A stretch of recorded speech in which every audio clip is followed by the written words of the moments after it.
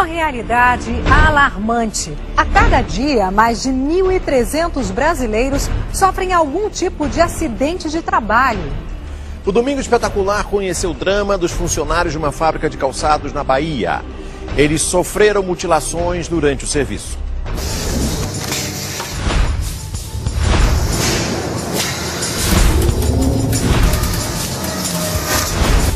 Mutilações pelo corpo. E caiu isso na realidade mesmo que eu tinha perdido depois que eu fiz a cirurgia, que eu vi que não estava com os dedos. Traumas e consequências para toda a vida. Qual é o sentimento, a sensação quando você olha para sua mão? Você não olha muito para ela? Não. Ela anda mais dentro do bolso. Direto dentro do bolso. Não recuperei totalmente a vergonha. Muito difícil. Muito difícil. Entrar numa fábrica, ser normal e sair com deficiência, e eles falando que a culpa foi minha. O Domingo Espetacular foi até a cidade de Tapetinga, no interior da Bahia, apurar uma denúncia estarrecedora. Desde que uma indústria de calçados foi inaugurada no município, há 11 anos, mais de 80 funcionários perderam dedos, mãos e parte dos braços enquanto trabalhavam. Eles colocam um anúncio no rádio, chamando o pessoal da roça, de onde tiver, no interior para trabalhar na empresa. Os caras vêm correndo, voando trabalhar, não dão um treinamento suficiente. No dia seguinte, se acidentar, é o culpado. O funcionário é o culpado e eles não assumem a responsabilidade pelo funcionário. Seu Gilson viu a vida do filho mudar depois que o rapaz sofreu um acidente de trabalho. Genilson tinha 18 anos e trabalhava 9 meses na fábrica da Vulcabras Azaleia, quando teve o braço amputado por uma máquina. A função minha era como talonador e medidor de sola. Na época, no dia que eu fui acidentado, o gerente e o coordenador me tirou para mim poder fazer uma função com um colega meu. Não tinha ido trabalhar no dia. Quando eu peguei no solado, a máquina foi e amputou o meu braço. A Vulcabras Azaleia tem mais de 30 mil funcionários distribuídos em 26 fábricas nos estados da Bahia, Ceará, Sergipe, Rio Grande do Sul e também na Argentina. Pedro é vice-presidente do Sindicato dos Trabalhadores das Indústrias de Calçados de Portão, no Rio Grande do Sul. Ele conta que a unidade da empresa, que funcionava na cidade de Portão, foi fechada em 2008. Parte das instalações foi transferida para outro município gaúcho e o restante foi para a Bahia. O sindicalista acha que a indústria não treinou adequadamente os trabalhadores baianos. Eu achava que fazer sapato era uma coisa simples e tem muito maquinário, muitos perigos dentro de uma fábrica de calçado também. E nós aqui no Sul, aqui no Vale dos Sinos, né, principalmente, a gente sempre foi um polo calçadista, sapateiro. A mãe, o pai, o avô sempre trabalham em calçado e sempre vem dando orientação para os filhos. Então o filho quando vai trabalhar já tem um pouco de noção dos perigos dentro de uma fábrica de calçado. E lá eles não tinham noção nenhuma, então começaram do zero. Então, claro que a afobação, o despreparo, isso tudo gera acidente, a gente sabe disso.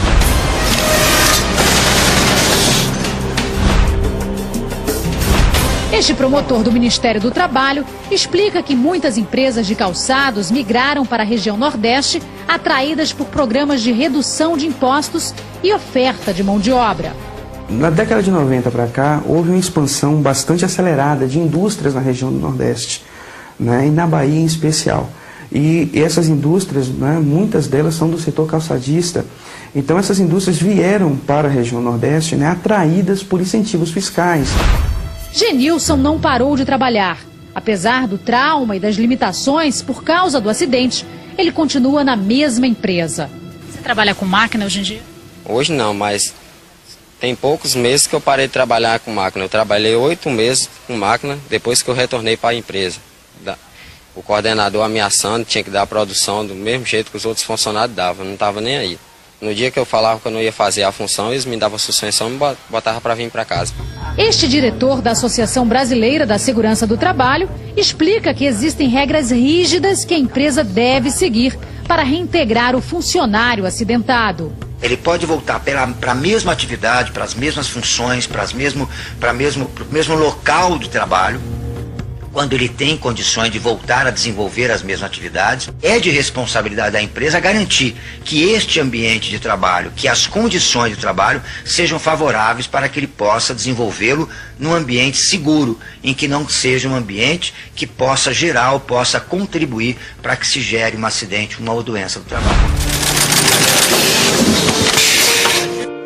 O processo de Genilson está na justiça. Até agora, ele não recebeu qualquer tipo de indenização. O advogado da empresa alega que foi eu que coloquei meu braço lá dentro da máquina porque eu quis, atrás de indenização.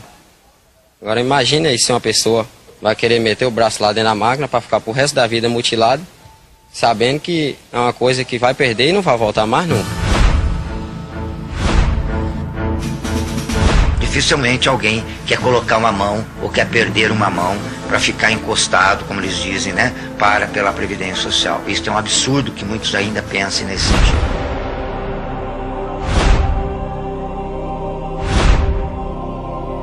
Tentamos falar com a pessoa responsável pela segurança na fábrica. Tentamos também alguém do setor pessoal. Mas nada, ninguém quis falar com a gente. A gente não pôde nem passar, olha, do portão. Aqui a gente ficou. Não podemos mostrar lá dentro como funcionam as máquinas, como é a rotina dos funcionários. Os funcionários não têm medo e reclamam das condições de trabalho na empresa. A gente tem mão de obra desqualificada e por conta disso aí eles exploram do pessoal que trabalha aqui, não é só de mim, isso é da maior parte aí. A gente não é valorizado como cidadão nem como empregado. E todo tipo de humilhação que vocês puderem imaginar referente a trabalho, o pessoal passa aí dentro, né? O acidente de Edson aconteceu há 5 anos. Ele teve a mão direita prensada no equipamento. Foram 10 horas de cirurgia. Você deixou de fazer? Eu fazia coisa em casa, né? Que hoje eu moro só com meus pais, entendeu? Eu lavava uma roupa, entendeu? Arrumava uma casa. E hoje eu não consigo fazer isso. Por quê? Por causa da mão. Consegue mais fazer? Não. Mal escrever. Triste. Triste, Pelo que eu fiz e hoje a empresa não reconheceu. As queixas se repetem em todos os casos de acidente que aconteceram dentro da fábrica. Falta de treinamento, pressão psicológica, problemas com a segurança dos equipamentos e até falhas no atendimento médico. Eles mandaram eu dar uma manutenção numa máquina, só que eu não tinha experiência, né? Aí chegou lá, aí eles falaram que eu falei que não ia, porque estava no horário de almoço. Falaram, você tem que ir, que você é mecânico. Aí o cara chegou e falou que ia ligar para o meu gerente geral. Aí o que aconteceu? Chegou lá, eu fui. Só que aí as máquinas estavam cheias de corrente, estavam uns cabos de aço. Aí eu peguei e quando eu fui tirar, ela desceu de vez. Aí foi mais ou menos 1h30, 2 horas para me atender, até eu levar ao hospital de Itabuna. Agonia contada no relógio. O acidente acontece em frações de segundos, mas a dor, o desespero e a angústia se prolongam para sempre. Cleverton não esquece o dia em que ficou com a mão presa na máquina e perdeu os dedos. Estava esmagando minha mão já. Incompetência do pessoal que estava na hora do acidente. Competência deles. Estava esmagando minha mão. Ninguém conseguia tirar? Ninguém. Eu mesmo que levantei da máquina e dei ideia como é que podia sair. Eles pegaram e fizeram isso aí. Eu consegui sair. O braço de Hércules ficou preso num equipamento por mais de meia hora. Desde o acidente, ele teve que reaprender a fazer muitas atividades. Escrevia com a mão direita. Com a mão direita. Eu era destro, agora fiquei canhoto. É um pouco complicado, né? Porque a gente, assim, nasceu com os 2 membros, né? Depois chega um certo tempo, assim, novo, né? 19 anos, né? Aí é complicado, assim, pra gente, né? Porque a gente novo, aí perde um membro, aí tem pra sociedade mesmo, assim, o modo de vida, assim, é outro, né?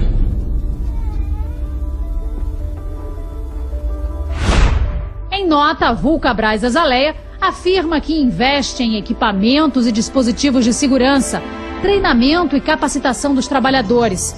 A empresa também alega que nos últimos anos houve redução no índice de acidentes nas fábricas. 90% em Sergipe e 73% nas unidades da Bahia.